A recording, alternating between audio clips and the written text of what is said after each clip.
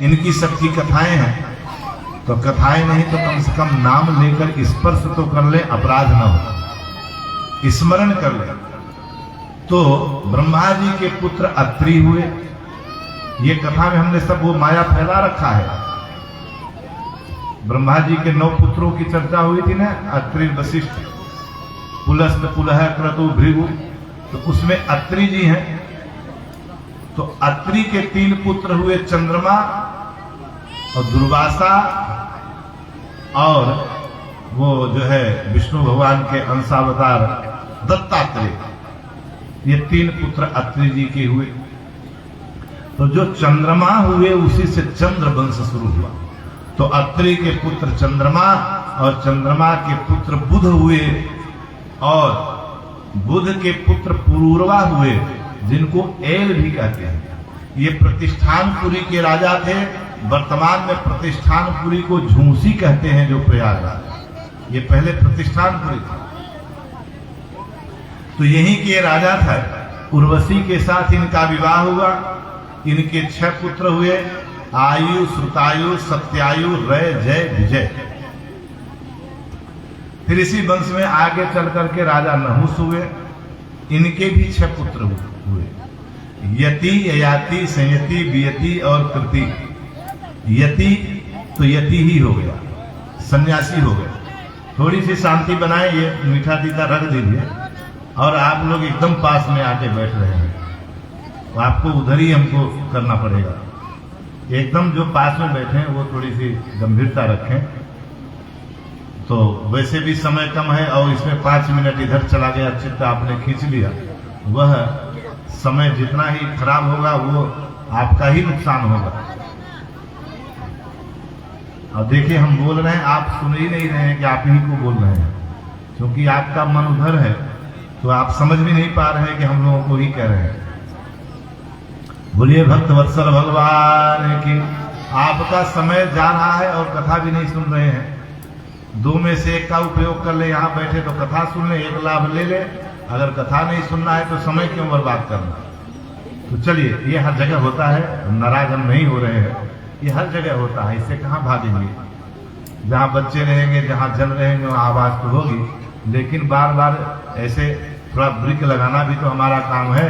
नहीं एकदम में आप ही आप भर की आवाज रहेगी, हमारी आवाज दब जाएगी। इसलिए आप लोगों को थोड़ा थोड़ा रोकना भी हमारा धर्म है। हम इसको कुछ खराब नहीं मान रहे हैं। आप लोग भी हम विश्वास करते हैं कि कहीं भी बुरा नहीं मानेंगे। बोल भक्तवत्सल भगवान की जय। तो दूसरे यति तो यति हो गया और एक बेटा हुआ अयाति। अयाति का विवाह हुआ। इसके 2 विवाह हुए। एक शुक्राचार्य जी ब्राह्मण हैं, फिर भी उनकी कन्या देवयानी के साथ, और एक वृषपर्वा की पुत्री शर्मिष्ठा के साथ। ये कैसे? राजा थे वृषपर्वा और उन्हीं के गुरु थे शुक्राचार्य। तो राजगुरु थे तो राजमहल में ही रहते थे। शुक्राचार्य की बेटी थी देवयानी, वृषपर्वा की बेटी थी शर्मिष्ठा। शर्मिष्ठा राजा जो अयाति राजकुमार थे उनसे प्रेम करते थे और वह भी उसको चाहते थे। एक दिन उपवन में मिलने के बहाने वह शर्मिष्ठा गई और राजमहल की राजकुमारी जाती थी, बहुत सब लोग जाती थी, साथ में सखियां भी। उसमें शुक्राचार्य की कन्या जो है देवयानी भी गई साथ में।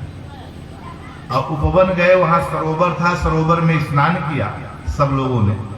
और स्नान करने के उपरांत देवयानी पहले स्नान करके बाहर आई और हंसी मजाक बस जो शर्मिष्ठा के कपड़े थे वो कपड़े देवयानी ने पहन लिया। शर्मिष्ठा जब नहा करके आई तो अपने कपड़े जो है गुरुपुत्री को पहने देखा तो भड़क गई कि देखने वाले हमें आ रहे हैं, और राजकुमारी का ड्रेस इसने तान लिया। नाराज हो गई बेचारी, तुमने मेरे कपड़े कैसे पहने। और क्रोध इतना आया कि जो नहीं कहना चाहिए वो भी कह दिया। तेरा बाप हमारे घर में रहता है, पलता है, मेरे बाप के टुकड़े पर पल रहा है, पोस रहा है, तू उसकी कन्या है, तूने मेरे कपड़े पहन लिए। अब इतना अपमानित किया और बात इतनी बढ़ गई कि क्रोध आया और वहीं पास में एक कुआं था और देवयानी ने ले जाकर शर्मिष्ठा जो है देवयानी को ले जा कुआं में धकेल दिया। धड़ाम से कुआं में गिर गई देवयानी और गुस्से बस जो है घर चली गई। निश्चित समय पर अयाति आ गए तो वहां तो अब है नहीं, वो तो भाग गई। अब कुएं में पड़ी हुई देवयानी आवाज लगा रही। अयाति पहुंच गए और अपना जो पटका था उस पटके को कंधे से उतारा और जो है कुआं में डाला। उसको पकड़ा देवयानी ने, उसको ऊपर खींचा और जब कुआं के ऊपर आई तो उसका हाथ पकड़ करके अयाति बाहर खींच ली। और जब बाहर खींच लिए तो उसने हाथ छोड़ा ही नहीं देवयानी। बोले हाथ छोड़ो। बोले महाराज मैं कुमारी लड़की हूं, पानी ग्रहण एक ही बार होता है, अब आपने मेरा हाथ पकड़ लिया है तो मैं कैसे छोड़ू। अब तो अयाति भी चक्कर में पड़ गए कि ये तो शुक्राचार्य की लड़की है, प्रेम तो शर्मिष्ठा से था, लेकिन लड़की ये शुक्राचार्य की है, इतनी हिम्मत भी नहीं है कि अब ना कर दें। कोई सामान्य तपस्वी नहीं है शुक्राचार्य। तो बोले देवी हम तैयार हैं, लेकिन तुम अपने पिता से पूछो, हम क्षत्रिय हैं, तुम ब्राह्मण कन्या हो। अब यहां आई और आकर के शुक्राचार्य को सब घटना सुनाई कि शर्मिष्ठा ने मेरा अपमान किया। शुक्राचार्य भी नाराज होकर जाकर के बृहस्पति को लगे फटकारने कि हमारे वजह से तेरी राजपाट सुरक्षित है और तू हमें ही कुत्ता समझ लिया तेरी बेटी ने, अब भी छोड़ देंगे तेरा राजपाट घर द्वार सब, नष्ट भ्रष्ट हो जाएगा सब तेरा ये साम्राज्य। तेरी लड़की हमको ऐसा ऐसा बोली, मेरे बिटिया को अपमानित किया। डर के मारे बृहस्पति ने अपनी कन्या को लाया, सामने खड़ा कर दिया। बोले महाराज जो दंड देना हो दीजिए, लेकिन आप मेरा त्याग मत करो। तब शुक्राचार्य जी थोड़ा ठंडे हुए और बोले देखो अपराध जहां किया है दंड वही मिलेगा। उन्होंने अपनी बिटिया को बुला लिया देवयानी को, बोले इसका अपमान किया है तो दंड यही देगी, बताओ इसको क्या दंड दे रही हो। तो दंड देने में क्या दंड दिया कि जाओ, उसने देवयानी ने देखो विवाह जो अयाति के साथ होने वाला था वो कैंसिल। अब अयाति के साथ विवाह मेरा होगा और मैं रानी बनकर जाऊंगी और बदले में दंड यह है कि ये मेरी दासी बनकर चलेगी। ये दो दंड दे दिया। विवाह देवयानी का हुआ, जो है शर्मिष्ठा से भी बच्चे हो गए, क्योंकि प्रेम पुराना था। दासी भले बनकर आई थी तो द्रुहु, अनु और पुरु ये 3 पुत्र शर्मिष्ठा से हो गए और यदु, तुर्वसु 2 पुत्र देवयानी से हुए अयाति के।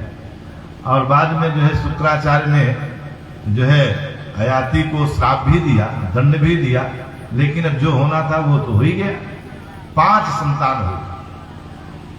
तो यदु से यदु वंश चला। इसी में भगवान कृष्ण आए।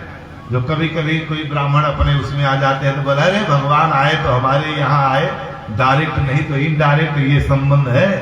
देवयानी ब्राह्मण कन्या है, उसके पुत्र हैं यदु और तुर्वसु।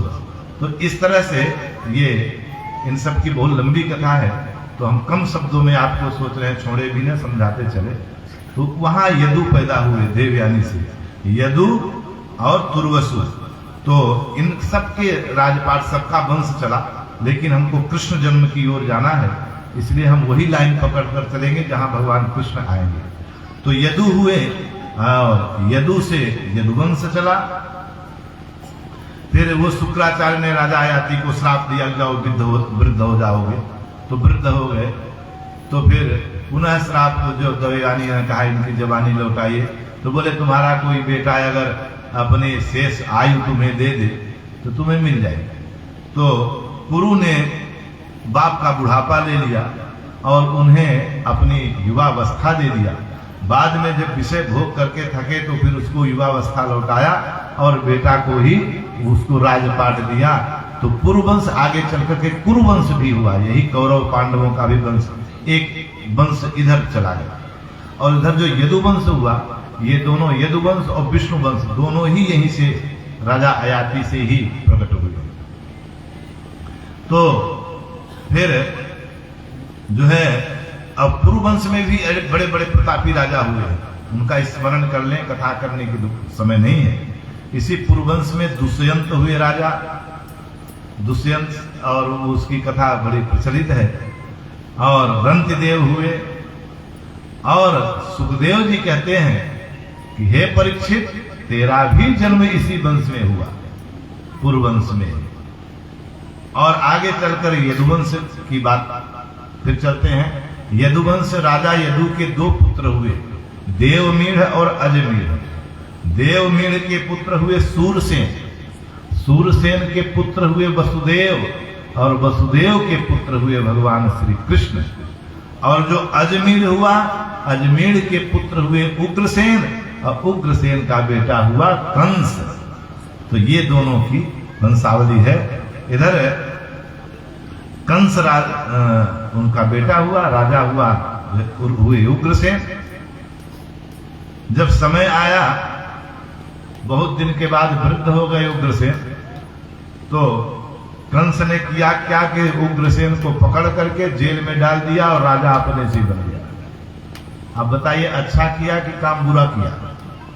कुछ लोग कहेंगे काम बुरा है और काम है भी गड़बड़, लेकिन बाप बुढ़ा हो जाए, भगवान के भजन न करे, हिल रहे हैं फिर भी चाबी का गुच्छा छुपाए छुपाए घूम रहे हैं, तो बाप छीनेगा ही गुच्छा, ऐसे वो पदवी लेगा। अरे वृद्ध हो गए, चाबी का गुच्छा फेंको, जाओ भगवान का भजन करो। क्या जरूरत है कि बेटों को ये काम करना पड़े, जबरदस्ती ताली चाबी छुड़ाना पड़े? वृद्ध हो गए, भगवान का भजन करने नहीं जा रहे हैं, और कंस ने जो है जबरदस्ती पद से बाहर किया कि कहीं विद्रोह न कर दे, सो जेल में डाल दिया और स्वयं राजा बन गए। काम गलत है, लेकिन गलत काम में भी एक अच्छी शिक्षा हमको ले लेना चाहिए। आप वृद्ध हो गए, कोई मेहमान आया, बाबू आवे, तब ताला खोले, वही नमकीन धरे हैं, वही गुड़ धरे हैं, तो ये कैसे काम चले? अरे फेंको ताली चावा, ये सब क्या बिना मतलब के माया मोह के चक्कर पड़े हो। तो चला गया जो है ये कि बड़ा गलत काम हो रहा है और बदनामी होने लगी। तो अपनी बदनामी से बचने के लिए उसने एक काम किया कि अब कुछ अच्छा काम करें जिससे हमारा नाम हो जाए। तो अच्छा काम क्या करें? तो उसके एक चाचा थे देवक, देवक के एक 7 जो है कन्याएं थी, 6 कन्या वसुदेव को ब्याही गई थी। रोहिणी भी उसी में है, रोहिणी देवकी बहन ही है। 6 कन्या पहले से ही वसुदेव को ब्याही गई, 7वीं कन्या देवकी भी वसुदेव को चाहती थी। तो कंस ने सोचा कोई अच्छा सा काम कर, कंस ने सोचा ऐसा काम किया जाए कि मेरी वाहवाही हो जाए। तो विवाह किया, बहन का खूब दहेजा दिया, अपने चढ़ते का रथ निकाला और बहन बहनोई को रथ में बैठा कर विदा किया, खूब रोया। तो पब्लिक है, वाह भाई तो बदल गया, देखो इतना क्रूर व्यक्ति था, आज कैसे रो रहा है बेचारा। हरे राम राम। चलो उम्र की बात है, पहले उम्र थी, लेकिन अब कंस सुधर गया। सारे देवता बोले अच्छा ये बात है? बोले हाँ। जैसे रथ लेकर चला वैसे ही आकाशवाणी कर दिया देवताओं ने। क्या आकाशवाणी किया? अस्य स्वामष्टमो गर्भो हंतायावह से बुध अबुध। हे अबुध, हे अज्ञानी, खूब रो रहा है, खूब विदाई कर रहा है बहन की, लेकिन कुछ पता है क्या? बोले अस्य स्वामष्टमो गर्भ। तो उसने खड्ग पाड़ी कचक ग्रहे, तलवार म्यान से निकाल लिया, दौड़ पड़ा जो है देवकी की तरफ। न रहे बांस न बजे बांसुरी, हम देवकी को ही मार डालेंगे। तो कहां से बेटा होगा? जब देवकी की तरफ दौड़े तब जो है वसुदेव उसको हाथ जोड़कर खड़े हो गए। देखो ऐसा तवानुजा वाला, अरे महाराज ये आपकी बहन है, छोटी बहन है, अभी अभी इसका पाणी ग्रहण हुआ है और स्त्री पर अस्त्र उठा रहे हो, इसको मार रहे हो।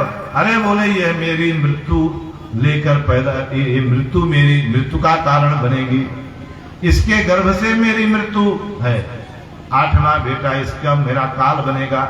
इसलिए हे वसुदेव, तेरी पत्नी भले है, मेरी बहन भले है, लेकिन मैं अपनी मृत्यु को ही समाप्त कर दूंगा। समझाने लगे वसुदेव, हे राजन, मृत्युर्जन्मतां वीर देहेन सहजायते। इस बात को समझिए, मृत्युर्जन्मतां वीर देहेन सहजायते। मृत्यु कहीं से आती नहीं है।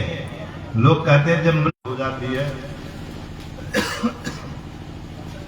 आपके साथ में ही रहती है, सदैव आपके साथ में रहती है।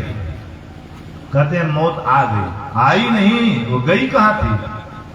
कहीं गई थोड़ी थी। मृत्युर्जन्मतां वीर देहेन सहजायते, वो इसी शरीर के साथ पैदा होती है। जिस दिन बालक जन्म लेता है उसी दिन मृत्यु भी जन्म ले लेती है कि इतने दिन में मरना है। वह सदैव आपके साथ में ही रहती है, घूमती रहती है और समय आने पर उसको समाप्त कर देती है। इसलिए हे राजन, अद्यवादस्तान्त्यत मृत्युर्वै प्राणिनां ध्रुवः। मृत्यु ध्रुव सत्य है, उसे कोई मिटा नहीं सकता है। इसलिए जो होना होगा होगा, उसके लिए इसको क्यों मार रहे हो? अच्छा, तो तू मुझे उपदेश दे रहा है ना? मैं समझ गया तेरी पत्नी है तो तू मुझे बड़ी प्यारी लग रही है, तुझे मेरी मृत्यु का ध्यान नहीं है। तो मुझे उपदेश देगा कि मृत्यु तो जन्म ले चुकी है आपकी, तू मुझे मरवाएगा, मैं इसे नहीं छोड़ूंगा। दौड़ पड़े। तब वसुदेव ने कहा, महाराज थोड़ा धीरज रखिए। क्या आकाशवाणी हुई? बोले 8वां बेटा। बोले यही बात है ना? बोले हाँ। बोले इसको छोड़ दीजिए, मैं आपको वचन देता हूं कि 8वां गर्भ जो होगा मैं उसे आपको सौंप दूंगा। पुत्रान समर्पिष्ये, वो पुत्र मैं आपको सौंप दूंगा। तब तो खुश ना? कंस बोला हाँ, खुश हो गए।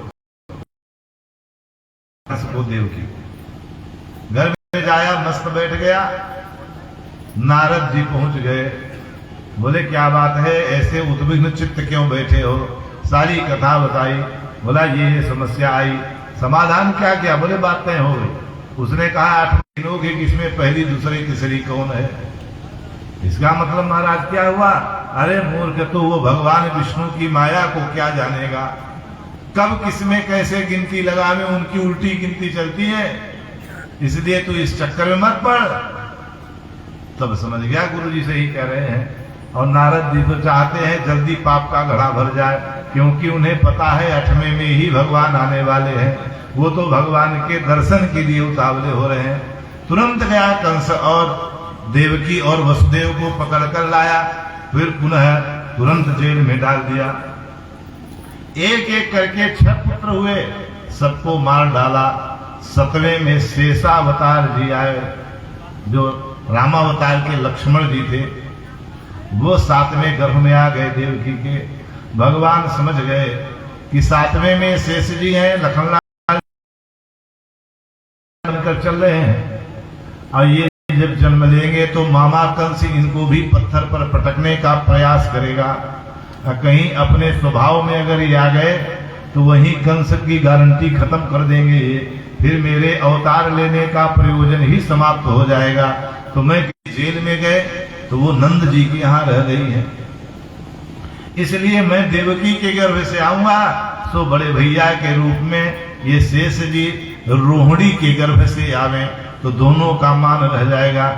इसलिए योग माया मुपाश्रित है, भगवान ने योग माया का आश्रय लिया। योग माया तत्क्षण सामने प्रकट हुई। क्या क्या है? बोले देवकी के 7म गर्भ को खींचो और ले जाकर रोहिणी में स्थापित कर दो। और उसने योग माया ने किया, रोहिणी के गर्भ में स्थापित कर दिया। इसीलिए एक नाम संकर्षण पड़ गया उनका। अब कंस ने कहा कि देखते ताकते रहना, और गर्भवती हैं। सवेरे जब ये रात में सारा कांड हो गया, सवेरे अंत रोने वो भी चला गया। अब निश्चिंत हो, 8वां गर्भ आ गया। 8म गर्भ में ठाकुर जी आ गए। जैसे आए बढ़िया बढ़िया सपना देवकी को होने लगा। उस देवकी के गर्भ स्थान में चारों तरफ से शीतल गंध सुगंध मंद वायु बहने लगी। विचित्र सब देवताओं ने स्तुति किया, और स्तुति करने के बाद देवता चले गए। इधर समय आ गया, भादों का महीना आ गया, आया कि नहीं आया? कौन सा महीना है? कार्तिक नहीं कहना, भादों कहना, जन्म आज ही होना है, और नहीं तो भादों तक बैठना पड़ेगा। भादों का महीना आ गया, कृष्ण पक्ष आ गया, तिथि अष्टमी आ गया, अर्धरात्रि हो गई, रोहिणी नक्षत्र आ गया, हर्षण योग आ गया, अभिजित मुहूर्त आ गया, अर्धरात्रि का समय आ गया। एक अब तमाम चमत्कार होने लगे। सुखदेव जी कहते हैं, हे राजन, अथ सर्व गुणोपेत है काल परम शोभना, वह समय परम सुंदर हो गया, सुशोभित हो गई।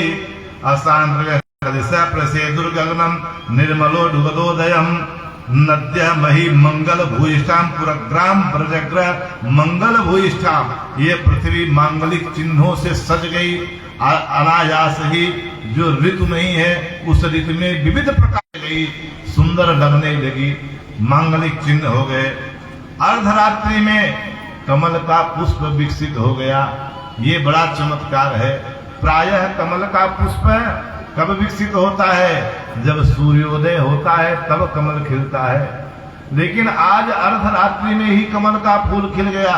परीक्षित ने पूछा, महाराज ऐसा क्यों? तो सुखदेव जी कहते हैं, राजन, जब कमलाकांत का आगमन होगा तो फिर क्या सूर्य के उदय की प्रतीक्षा कमल करेगा?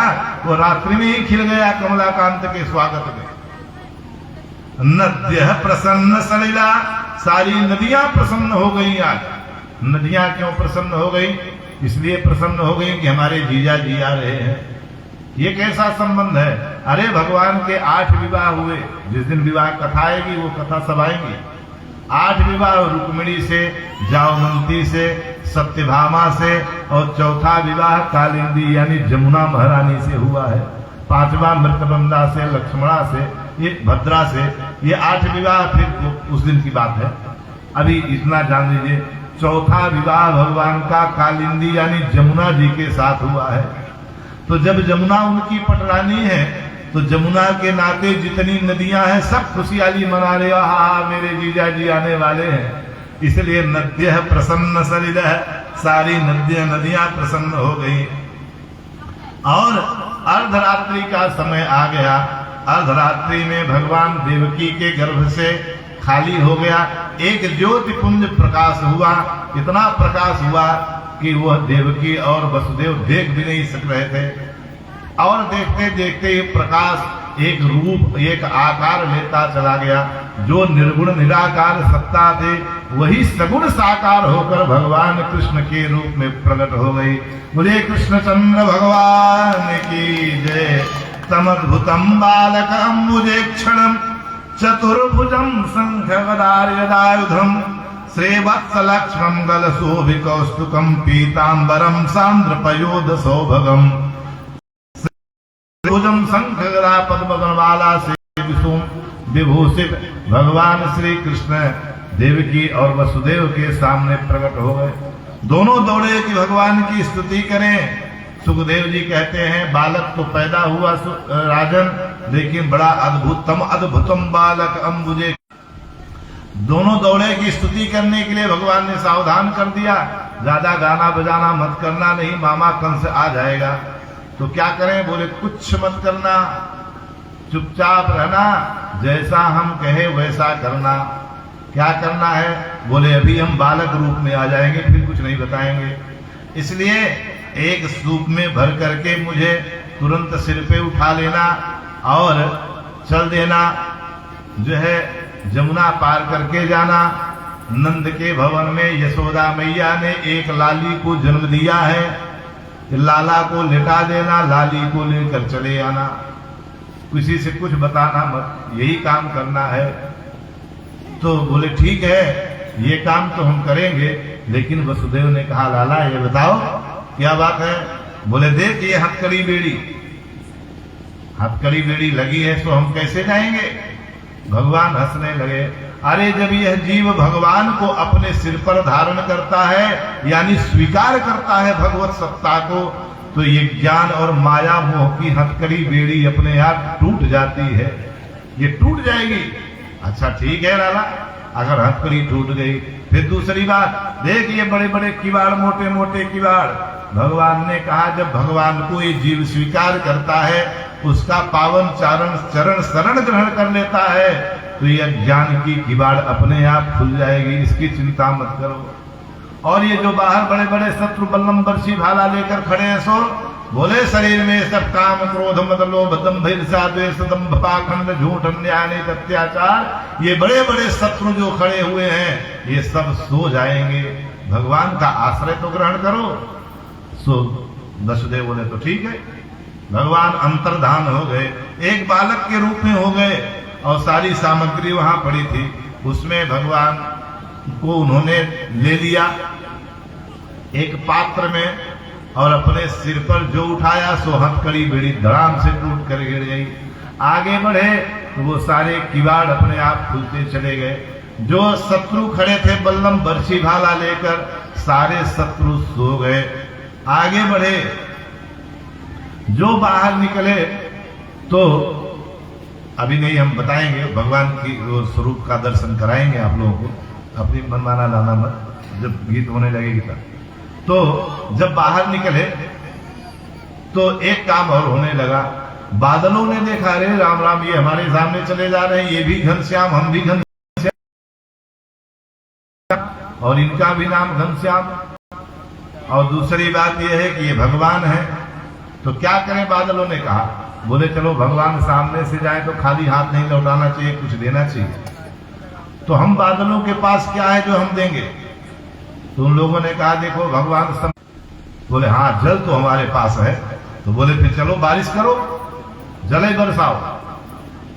अच्छा, किसी ने कहा ठंडक लग जाएगी भगवान को, अभी छोटे से हैं। कुछ बादलों ने कहा तुम्हें कुछ पता नहीं है, ये भगवान सोबर में है, और सोबर से बाहर सूत्र क्या गृह से बाहर निकलता है बालक, तो इसका स्नान कराया जाता है। बिना स्नान कराए बाहर बालक नहीं जाता है, और ये महापुरुष बिना नहाए चले जा रहे हैं, इसलिए पानी बरसाना ही पड़ेगा, इनको स्नान कराना पड़ेगा।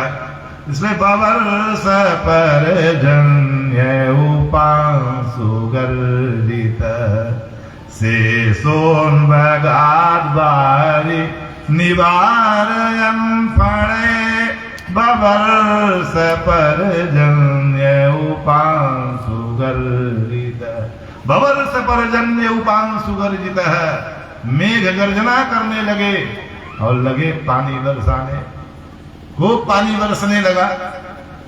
भगवान का स्नान हो गया, और शेष जी ने सोचा कि अगर ज्यादा ही पानी बरसाएंगे तो भगवान को बड़ी आफत आ जाएगी। इसलिए भगवान शेष जी तुरंत सहस्त्र फन करके, 1000 फन काट के, छाता बन करके वसुदेव के पीछे पीछे, भगवान वसुदेव को कुछ पता नहीं, लेकर चले जा रहे हैं। जमुना जी में आए, जमुना जी में जल थोड़ा ही से था, जमुना जी में प्रविष्ट हो गए वसुदेव। अब बीच जमुना जी में पहुंचे, तब जमुना महारानी ने पहचान लिया, ओ हमारी नजर के सामने हमारे पति देवता चले जा रहे हैं। श्याम तुझे जाने न दूंगी, दौड़ पड़ी जमुना मैया। अब बढ़ने लगी, बढ़ते बढ़ते छाती तक आई वसुदेव के, दाढ़ी को स्पर्श कर गई। तब भगवान समझ गए कि हमारे पिताजी डूबने वाले हैं और इन्हें हमारे चरण छूने की पड़ी है, तो ये मानेगी नहीं। सो पीछे से भगवान ने चरण नीचे झुलाया। जमुना जी ने चरण अपने ससुर जी के सामने मोते मिल वो भोगड़ो खोल के दौड़ी चली आवे, सो 1 लात खींच के मारी तो धर्म ना आवे। अपने ससुर जी के सामने ऐसे मोते मुल में दौड़ी चली आए, सो लज्जा के मारे जमुना महाराज तुरंत ससुर जी के चरणों में दब गई, घुटने के नीचे पहुंच गई कि ससुर जी के सामने पति देवता से नहीं मिलना है। भगवान ने खींच के लात मारी तो शर्म ना आवे को, मेरे पिताजी मेरे सामने खड़े हुआ के सामने तुम मोहड़ो खोल के दौड़ी आवे मोते मिलवे। तो जो लातन पड़े तो सोई भगवान ससुर जी के चरणों में गिर पड़ी। दोनों भाव हैं। तब जमुना जी से पार हो गए, नंद बाबा के भवन में गए, लाला को लिटा दिया, लाली को लेकर चले आए, भगवान को छोड़ दिया। माया को जब सिर पर धारण किया तो पुनः हथकड़ी बेड़ी लग गई, फिर वही किवाड़ लग गई। भगवान को धारण किया तो सब खुल गई, और माया को लेकर आया तो फिर वही चक्कर हो गया। सवेरे रोने की आवाज वो लड़की गला फाड़ फाड़ के चिल्लावे कितना जल्दी कंस आवे। कंस दौड़ा दौड़ा आया, क्या हुआ? बोला लाली हुई, लाओ जो भी हुई। हाथ पकड़ के जो पत्थर पर पटकना चाहा तो हाथ से छूटकर अष्टभुजी बनकर आकाश मार्ग में प्रकट हो गई। हे मूर्ख, तू मुझे क्या मार रहा है? कन्या का वध करेगा, भ्रूण हत्या करेगा, तेरा हत्या करने वाला जन्म ले लिया है। अरे 6-7 कन्याओं को, एक कन्या का वध कंस ने किया तो इतना बड़ा पाप भोगना पड़ा। आज कितनी बेटियों का करवाते हैं, अगर बेटी है तो समाप्त करो।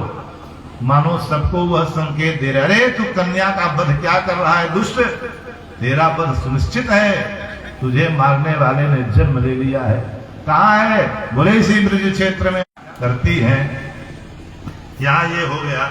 अब आइए नंद भवन में क्या हुआ, वहां पहुंच गए भगवान। एक तो भाव ये है, और हमारे ब्रजमंडल में ब्रजवासी लोग कुछ और ही भाव बताते हैं।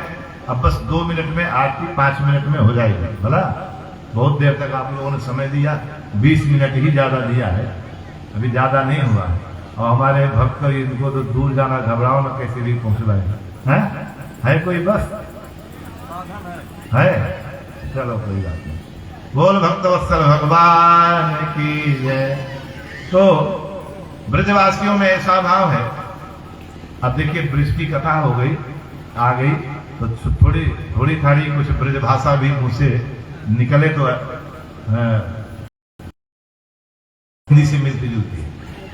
80 वर्ष के नंद बाबा और 85 वर्ष की यशोदा है गई। वाको छोरो छापरो नेको भयो नाय, सो मन में चिंता है गई।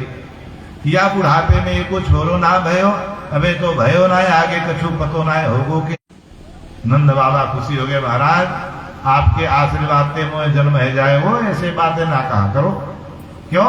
बोले या देखो, या की उम्र देखो, 85 वर्ष की या हुई, 90 वर्ष के हम हो गए, या उम्र में बच्चा मत करो महाराज, अपने बचन को वापस ले और रबड़ी और हम खिला देंगे। वह नाते तुम ऐसे मत कहो। सवरे ब्राह्मण बोले, हे बाबा तुम हम ब्राह्मणों का अपमान करता है, अब हम तेरे ही घर में रहेंगे 10-12 दिन, देखते हैं कैसे नहीं बच्चा होगा। ये भगवान हमारे घर में क्या करोगे? वो जाएगो क्या? बोले और नाटो का मंत्रन के प्रभाव को तू कहा जाने बाबा, पढ़ो लिखो ना है ना, हम सबरे पंडित हैं, सब जानते हैं मंत्रन में कुछ चमत्कार है जाए। हे भगवान, अगर यह मंत्रन में इतना बड़ो चमत्कार है महाराज, तो आज से घर में पधार जाओ। नंद बाबा के घर में 9 लाख गैया, दूध दही माखन मिश्री की नेको कमी ना है, चक्कर बड़ी चढ़ाऊंगो तो। सबरे ब्राह्मण रुक गए, हाँ बाबा तो चल इंतजाम कर। सब ब्राह्मण ने बढ़िया संतान गोपाल मंत्र को जाप कियो, आशीर्वाद दे के सबरे ब्राह्मण गए, बाबा चिंता मत करियो, साल भर के अंदर ना हो जाए तो नाम बदल दियो। साल भर है गए, अब यशोदा मैया गर्भवती हो गई। ब्राह्मण के दौड़ी दौड़ी आ गई, क्या बात है? कछु घुसखबरी है का? अरे बहुत जोर की घुसखबरी है, तू क्या समझेगी? क्या बात की है? अरे तू बुआ बनने वाली है। अरे सुनंदा के तो खुशी का ठिकाना है। सच्ची? हाँ सचमुच ब्राह्मण ते आशीर्वाद फलीभूत है गए, तेरी भाभी ना वा गर्भवती है, वा को लाला होवे वालो है। हे भगवान तेने मोह बतायो नहीं, अब बता रहे हो। अरे अबे तो तेरो काम पड़ो तो अपने तुरंत लगरी लुत्ते सब समेट चल अपने भाभी की सेवा में, तू बुआ बनने वाली है। तो सुनंदा बुआ जल्दी जल्दी अपने ओढ़ना लगता सब समेटे नंद बाबा के साथ आ गई, और सुनंदा बुआ जो है यशोदा की सेवा में लग गई। रात दिन बार बार देखती रहे, आगे तो देखें कि कछु भयो ना है, अबे तो भयो ना है, कब होएगो। अब समस्त ब्रजवासी मंडल ब्रजमंडल में जितने गोप गोपियां थे, उन सब ने बढ़िया बढ़िया पीले पीले लहंगा बनवा लिए। या पीला पीला लहंगा पहन के या पीले लहंगे में ही नंद बाबा को बधाई देने जाऊंगी। सब 84 यशोदा मैया के बगल में सुनंदा बुआ की दृष्टि पड़ी तो सुंदर दिव्य आभा प्रभा शोभा का दिव्य दर्शन हो गया। श्याम सुंदर एकदम यशोदा मैया के बगल में सुशोभित होकर सोए रहे हैं। ऐसा दिव्य आभा प्रभा शोभा देखकर चकित हो गई। इतनी सुंदर श्याम सलोने जैसे चंद्रमा जैसी सूक्ष्म सफेद चद्दर पर छोटे से शालिग्राम सजे धजे लेटे पड़े हो। ऐसी अद्भुत सुंदरता देखकर पागल हो गई। और सुनंदा दौड़ पड़ी ब्रजवासियों की तरफ गुहार मारते हुए, बाबरी हो गई, दोनों हाथन को घुमाते, अरे है गयो है गयो है गयो है गयो है गयो। सबरे ब्रजवासी दौड़ पड़े, ब्रज की गोपियां दौड़ पड़ी, हजारों की झुंड ने सुनंदा को घेर लिया। अब सुनंदा बड़े चक्कर पड़ गई, क्या करूं? सब ब्रजवासी बोले कहा गए, अब तू करे कछू ना गयो। तो सुनंदा ने कहा मेरे भैया का है, मुझे पहले ये बताओ। सोच मेरे भैया बैठे हैं वहां गौशाला में, माला सटकाए रहे हैं, भैया के पास पहुंच गई। नंद बाबा ने कहा का खुशखबरी है? बोले कछु इनाम दो, जब बताऊंगी। चाबी का गुच्छा पटक दिया, ये ले चाबी गुच्छा, जो तेरे मन में आवे सब ले लियो, मुझे तू खुशखबरी बता। सो तुम्हारे कानन में बताऊंगी। कान में लगाया मुंह और जोर से बता दिया, अरे भैया घर में लल्ला को जन्म है गयो। बोले नंद के लाला की, लाला के जन्म की बधाई हो, बधाई हो। तब तो सब दौड़ पड़े। अब सारे ब्रजवासी सब दौड़े, जिसके घर में जो था, किसी के घर में दूध, किसी के घर में दही, माखन, मिश्री, फूल माला लेकर दौड़े बधाई देने के लिए। सारे ब्रजवासी दौड़ पड़े। अब आइए हम लोग भी उन्हीं ब्रजवासियों में दौड़ पड़ते हैं। नंद बाबा को नंदस्वा आत्मदुत्पन्नो जाता दो महामना, क्या किया? आहूय विप्राण वेद ज्ञान श्रात सुचिर अलंकृत। हम कहते पहले बाजा, पहले बाजा बाद में बुलाओ, पहले आहूय विप्राण वेद ज्ञान, पहले ब्राह्मणों को बुलाओ। और ब्राह्मण क्या बोले किए? आगे द्वार पर चित्वा स्वस्पयनम, उच्च स्वर से स्वस्ति वाचन करने लगे। हरि ओम विश्वेनो देवा अवसागमन्ने भद्रं कर्णेभिः शृणुयाम देवाख्यभिर्यजत्राः स्थिरैर्यैः स्पष्टवाग्मं सस्तनो भिद्यसेमहि देवैकं यदायुः सतमेन्न सरलो जन्ति देवा पुत्रः विश्वेदेव अतिथिः पञ्चजन अतिथिर्जातमतिथिर्जनेयम् यो शान्तिरन्तरिक्ष घरे शान्तिरापः शान्तिरोगधयः शान्तिः वनस्पतयः शान्तिर्विश्वे देवाः शान्तिर्ब्रह्म शान्तिः सर्वत्वं शान्तिः अभयं कुरु